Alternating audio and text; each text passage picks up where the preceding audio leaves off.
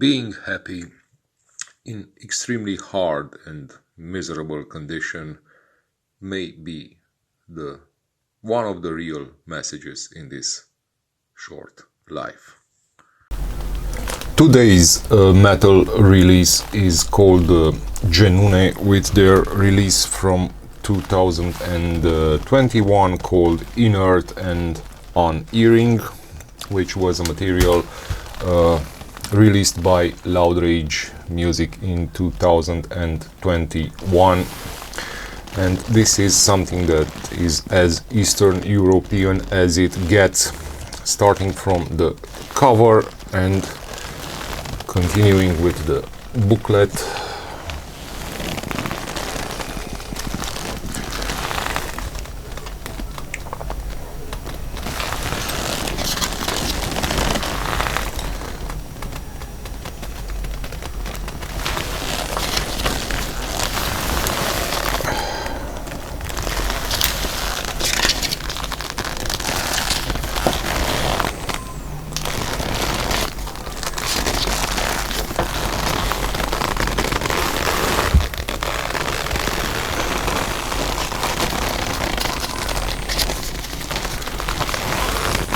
So as you can see, a lot of urban, foggy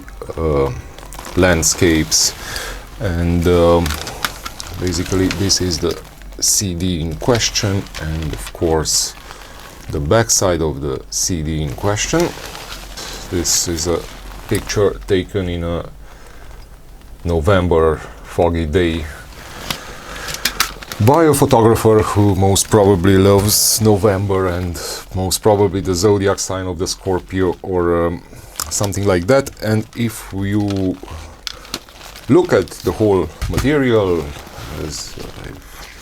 presented, it's pretty much a solid book of poetry in its own right, with high quality poetical images and high quality English language, something very unusual, and everything has to do with the Eastern European landscape, urban scapes and mindscapes, and pretty much everything that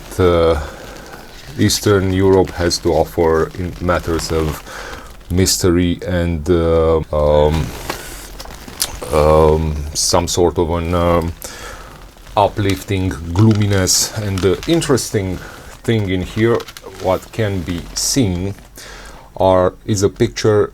taken from the floodings that took place in May 1970 into the city of Dej, which is northeast from Cluj.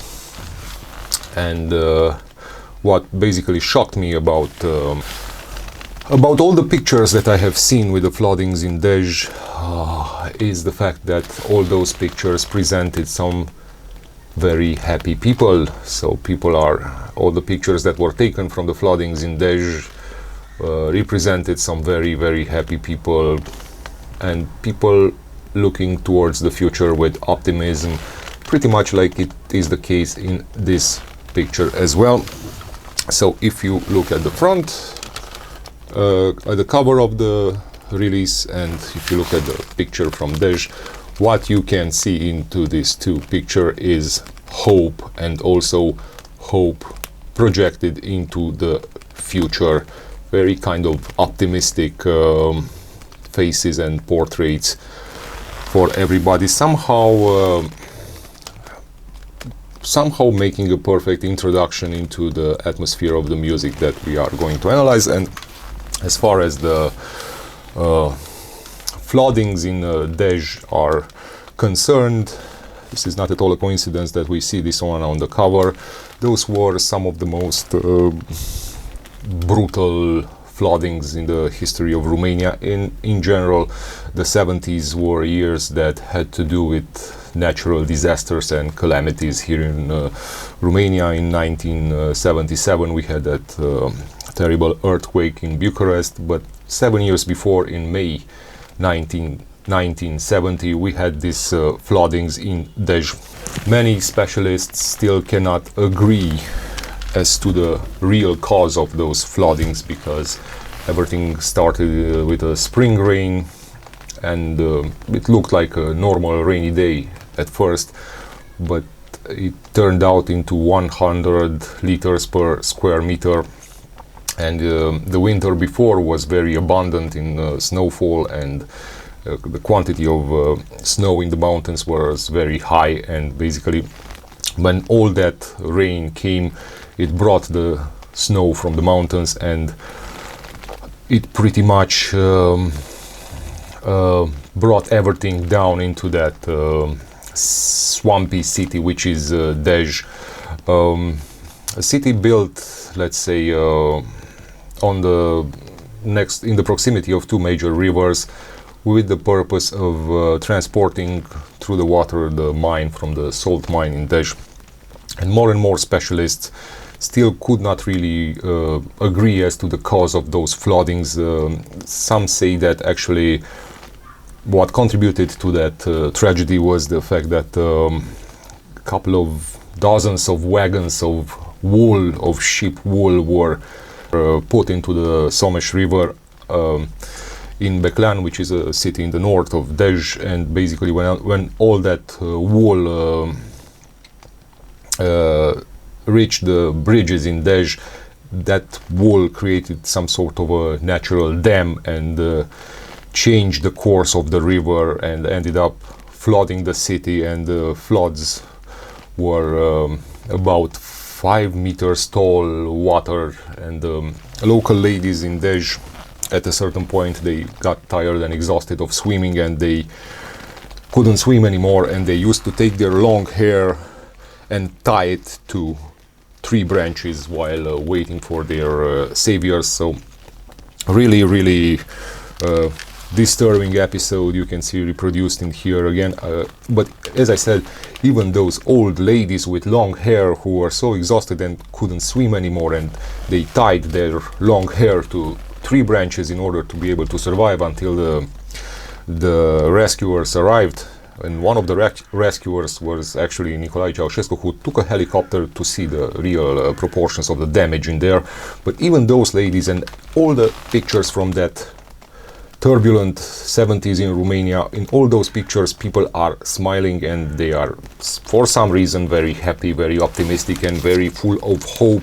as the peasants that you can see on the front cover. So a lot of hope and enthusiasm is portrayed into this release as far as humanity is concerned. If we look again at the pictures in here, we see that it's a very foggy landscape which pretty much brings into discussion the concept of Cimmerian. And Cimmerian is a word that in Greek mythology designated a member of a mystical or mythical tribe of people that were living in perpetual mist and moist darkness near the land of the dead. So pretty much Cimmerian could be a word that could best describe the atmosphere on this particular release. And of course there is no better time than the autumn to make this review, because the kind of blackish, ill-lighted Cimmerian metal played in here fits like no other release that I have heard recently. The autumnal mantle gallows shimmering with fire, and their resplendent and incessant need to devour the matter in sulfuric ire or anger, to quote the lyrics of the first song, which is unworthy sons and daughters. So once again, the autumnal landscape is creates the perfect moment for this review, because autumn brings those mantle gallows shimmering with fire and their resplendent and incessant need to devour the matter in sulfuric ire and anger, again as the lyrics of the song Unworthy Sons and Daughters say. But despite this Cimmerian and foggy atmosphere, I think that this Inert and Unerring was wrongly labeled as a depressing or even as a suicidal post-black metal release. Because what those kind of depressive, suicidal or post-black metal release, depressive, suicidal, post-black metal, DSBM in short, kind of bands do, of course with great exceptions such as Bethlehem or Silencer, but anyway, what the DSBM, depressive, suicidal, black metal bands do is to take the muddy and the post-industrial corpse paint and apply it to the sound instead of applying it to the face as normal black metal bands do, and they also try to make the listener feel that he is drinking the vomit of the priest, to quote the lyrics of Kronos from Venom from the song Possessed, but nothing of this kind happens in here. This is actually a release full of hope and airy poetry from beginning to end. Nothing suicidal, depressive or black metal, dark black metal things are happening in here. And although, as I said, there is a lot of Cimmerian, murky, foggy and clingy, in a sickly dense manner, post-industrialism played in here, what the band really does is to offer a breezy atmosphere, and a breezy atmosphere inside an apparently unforgiving fog, and also a pleasant symbiosis with each individual sound. Something actually capable to flirt with both eloquence and fragility in an equal manner and at the same time. So it's a flirtatious act with both eloquence and fragility in an equal manner and at the same time. And the musicians managed to bring forward an elaborate concoction of some truly enjoyable musical incorporations that always fade out into a clean space, because here we are also talking about a very spacious production that allows the songs to open up and to breathe. We are not talking about a Spartan production. And there are some soaring guitars that override everything, and soaring means flying or rising high in the air and floating above. So there are a couple of soaring guitars that override everything and that allow the side notes to be beautifully drift towards an unattainable future. And there are acoustic clean guitars and also distorted electric instruments. But I strongly believe that here we are talking about naturalized electric instruments, in Romanian instrumente electrice naturalizate. Naturalized electric instruments in the sense that in spirit and in supra-feeling, the electric guitars seem to be there, you know, just to allow or to enable the clean acoustic late autumn flowers to be filled with decent industrial and electric poison, if we want to be a little bit of poets ourselves. So again, in spirit and in supra feelings, the electric guitars are there in order to just allow or to enable the clean acoustic harmonies to bring forth some late autumnal flowers and to allow those late autumnal flowers to be filled with decent industrial and electric poison. And the clean guitar layouts and synopsis, layouts and synopsis as such, or as structuring or as working hypothesis, so the clean guitars, layouts and synopsis are also here to make sure that the normal electric distortions and their cold radiations will never settle on an idea long enough for them to wear out their welcome. And the acoustic harmonies, such as those on the song The Pyres of Autumn, but not only, the acoustic harmonies basically know how to make the instruments become invisible when necessary, or how to make the instruments become invisible when the song requires them. And they don't make those other instruments become invisible in just any way, but they make them become invisible, like in some sort of an out-of-body experience. But still, make absolutely no confusion, because the guitars are genuinely aggravating in here, but they are genuinely aggravating in a warm way, as the guitars, the electric and the acoustic guitars, they actually know how to play on the lines of defense of the human psyche, and they play on the lines of defense of the human psyche with some charmingly enigmatic tales of emptiness, with senses of wandering, and with stripped down shadows. And also the guitars know how to use some pristine chords in order to espouse alleged virtues, and in order to, again, I will be a poet, they use some pristine chords in order to sow the seeds of the future weeds of desolation in the personal geometries of the listener.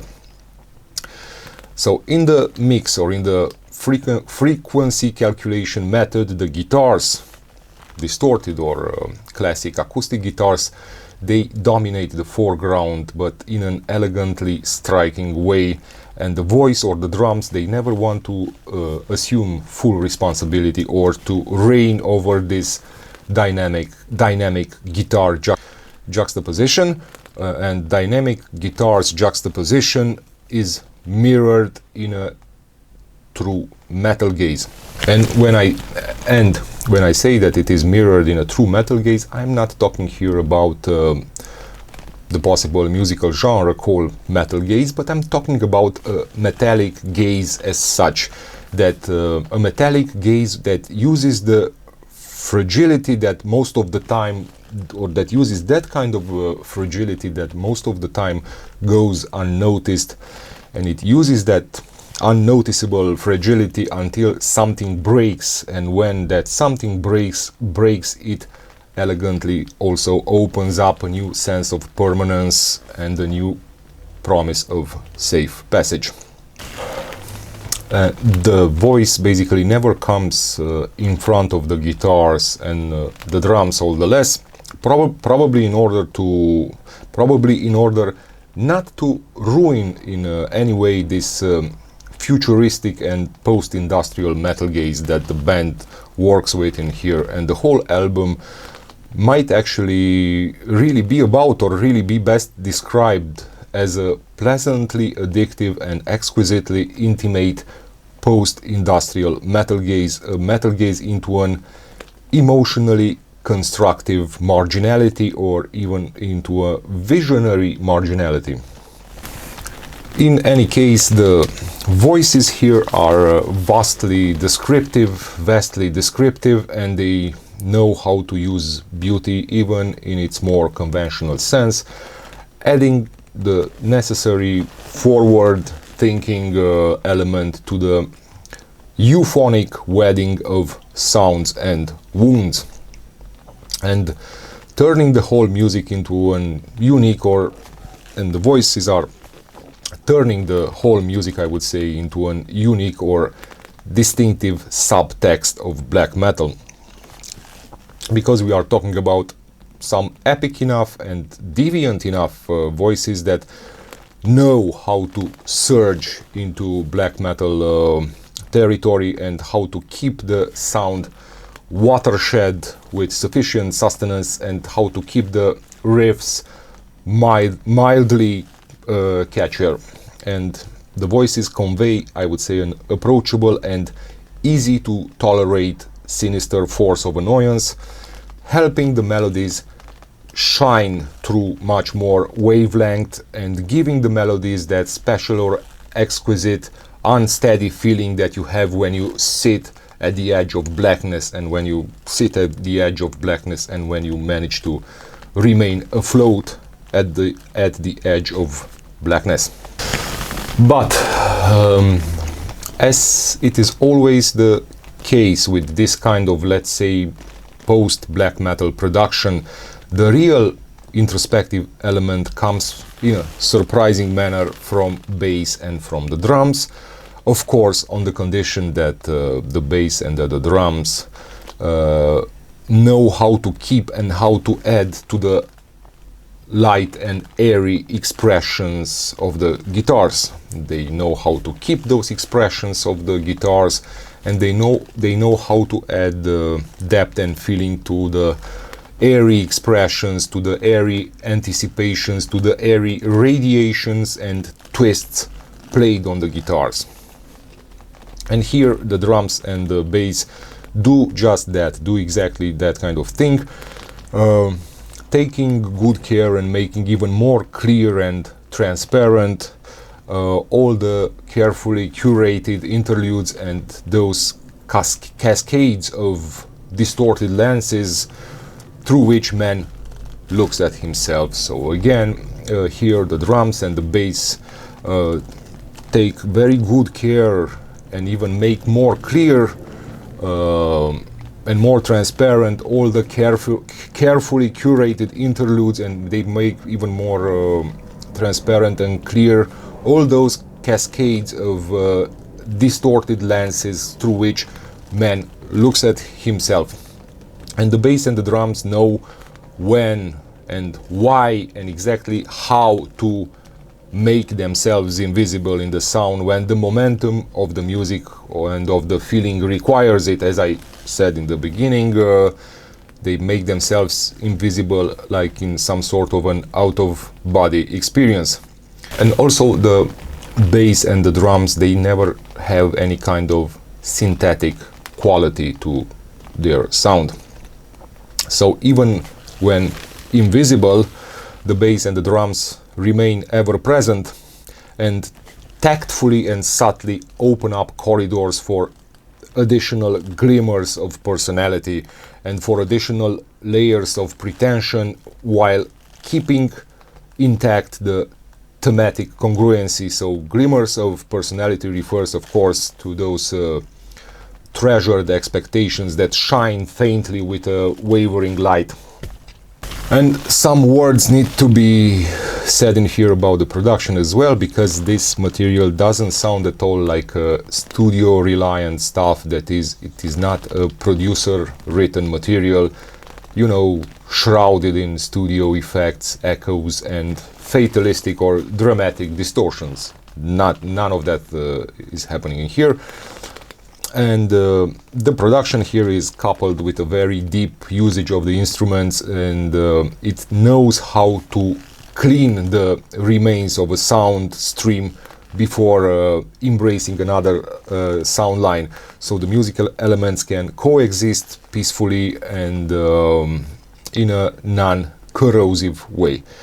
And the spacious sections give the tunes enough air to breathe so as to be able to make an emotionally real impression. Also, and this is a very important aspect regarding the production, there is never any confusion as to what type of tone the songs are trying to set. And of course, in this case, the result is a ritual of darkening, which is both appealing and even, as I said again, transparent. So a ritual of darkening, which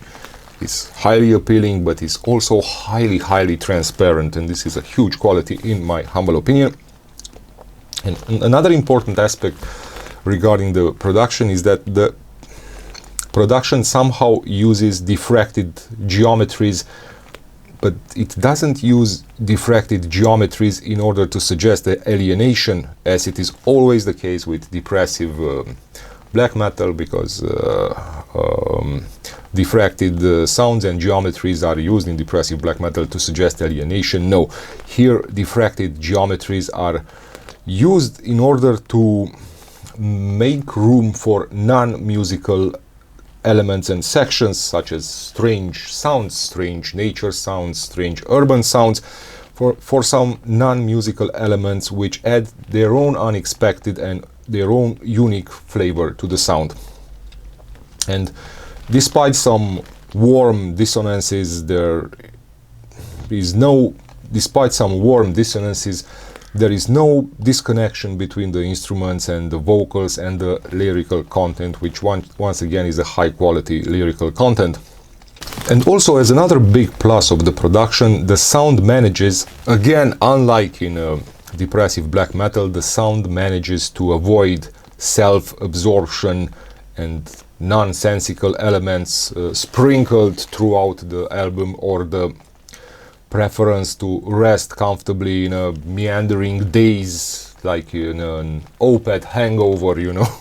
as it always happens again with depressive black metal. So no resting comfortably in a meandering daze like in an Opeth hangover, no self-absorption, and no nonsensical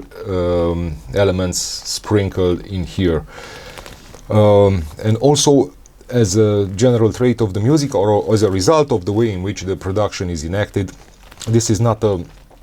whiny or a preachy material. Again, whiny and preachy, as it is always the case with depressive black metal. To tell you the truth, I always thought that, whiny and preachy, depressive, suicidal black metal that you hear a lot nowadays is somehow coming straight from those crappy Anathema releases that we saw in the last years. So yes, I think Anathema is guilty for emo depressive black metal, and the latest Anathema releases, they have taught the hipsters how to regard themselves as black metal fans. But luckily this is not at all the case in here, and I think it's a huge mistake to label this material as a depressive black metal, because it has absolutely nothing to do with any kind of depression or depressive black metal or suicidal black metal or emo stuff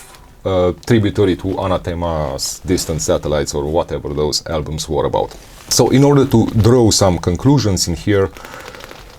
Inert and Unerring is an album that has to do with cultural wounds rather than with emotional wounds or with physical wounds.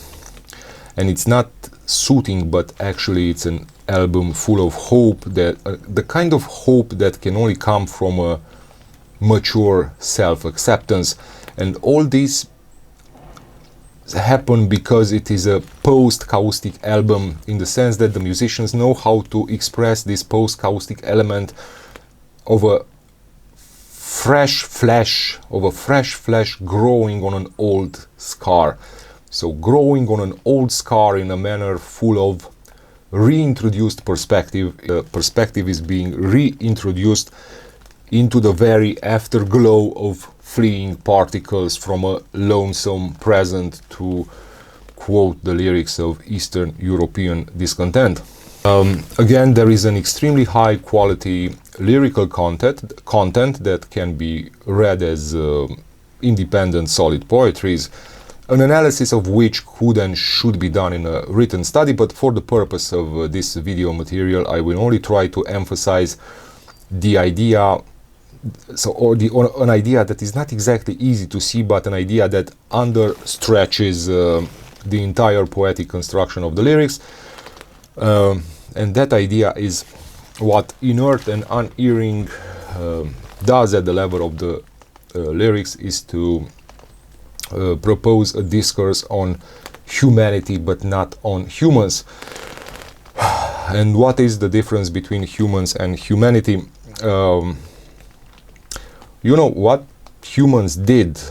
during the difficult years of the communist regime in Romania was, for example, that the female prison guardians, we had prisons where there were female prison guardians, and those female prison guardians would torture the incarcerated pregnant women. And later on, the same pregnant women would be physically exhausted and poisoned with pollution in factories and industrialized environments. So this is what humans do and did in Eastern Europe. But on the other hand, what humanity does is to give a newer and unexpected life and confidence to the spaces that we nowadays inhabit. We inhabit mentally and physically, and this is what this album is at its core. It is about the power of the daily medium, the power of the daily spaces that we inhabit, with both their toxic memories and with their perfect memories and with their late promises. Because, as I said, with their betrayed expectations, if you want, because the power of the medium is the real message of this release, and it's actually the real subject of this release, or the medium is the message, as Marshall McLuhan said. And one should also notice that Eastern European post-industrial violence and tension is very rarely something explicit. No, it's something very subtle, and this kind of post-industrial violence and tension that you can find in Eastern Europe, it's not explicit, and in most cases it has to do with violent and irrational resurgences in the psyche of some old traumas and extreme humiliations and personal and collective deceptions. But the Eastern European post-industrial violence and tension has the advantage that it is much more recent, and it has some younger tentacles than, for example, the ordeals of the Industrial Revolution in England. And for this reason, that it's a much more recent experience, it is much more viscerally inspiring. Now, the biggest flaw with this release, besides that of having been labeled as depressive black metal, and besides that of the band having accepted the label of this depressive black metal, but the biggest flaw in this material lies in the manner in which the band decided to promote and to explain the core structure of the album, the structure on which the entire material was built and afterwards minutely detailed. And the band kept on saying in the presentations and in the interviews that, you know, this is not a conceptual album. On the absolute contrary of this, I think this album is as conceptual as it gets. And it is also one of the most strongly conceptualized albums ever released in Romania. Truth be told, not at all in the normal sense of a conceptual album, but in much more exquisite, elegant and subtle, but also stronger ways of conceptualization. And everything is constructed around and on the Eastern European post-industrial mentalscape, soulscape, nervescape, and disappointment-scape, or the landscape of some tired, betrayed expectations. And Eastern Europe is a place where men have learned to be capable to burn bridges in order to light their ways. So if you, let's say, think about the song Unworthy Sons and Daughters and pretty much make the connection with the cover, then what happened in industrial Eastern Europe or post-industrial Eastern Europe, with people now wasting themselves away in corporations or working themselves to exhaustion in corporation, is that basically not only that people have betrayed their heritage, but they have learned to burn as many bridges as needed to light their ways. So in Eastern Europe, people don't speak destiny. In Eastern Europe, man does what he does because he wants something for himself. And when you always do what you do because you want something for yourself, when you are capable to burn as many bridges as necessary in order to light your way into a career or something, this is always a very big danger,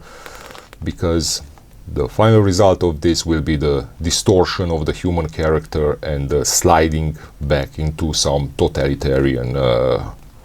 political ideologies and credos. Now, if you want, as a personal listening experience, when I first listened to this release, in the year of its release, which was 2021, it sounded okay to me and it sounded well designed, but it did not, let's say, drew my attention in a truly special way. But the whole thing changed radically when I understood the concept behind the release, or the concept organizing the whole music. when I paid the closer attention and a more focused attention to the concept behind the music, well, in that moment something magic truly happened, and I saw the music in a totally different light, and the music spoke to me in many ways, in waves after waves, and I just couldn't get enough of it. But after I understood the concept, in that moment, as I said, the music spoke to me in very many new ways, in many fresh ways, and also in more intimate, resonant and deep ways. And I just couldn't get enough of it once I understood the concept, and it suddenly got much more familiar, much more intimately faithful and truer to my own personal evolution in Eastern Europe, and truer and more intimate and more faithful than I could have ever imagined that it can get. I think that this is something that pretty much only a person between 35 or 55 years old and who lives in Eastern Europe can truly understand, something I would say extremely specific to Eastern Europe and something extremely context or concept dependent. Final mark in this case would be a 9, but this kind of 9 has to do with the has to do first and foremost with the quality and the aesthetic sincerity and fragile beauty of the concept, and also with the ways in which the music warmly and optimistically and encouragingly inspires courage, encouragingly and maturely fits this concept and fills this concept and gracefully floats all over and through this concept, because we are talking about a fragile, exquisite but also solid concept, and about a music that fits and fills that concept in a very optimistic, encouraging and mature way, and it manages to glide through the whole concept. So yes, final mark, it is a 9. And one more thing that needs to be added: if you buy the physical product and you have the necessary audio tools, then it sounds so much better on your own audio device than on internet. So for the full experience in this case, please buy the CD and listen to the CD in a professional manner. And as far as I understood, the band also has a vinyl edition for Inert and Unerring. Thank you so much.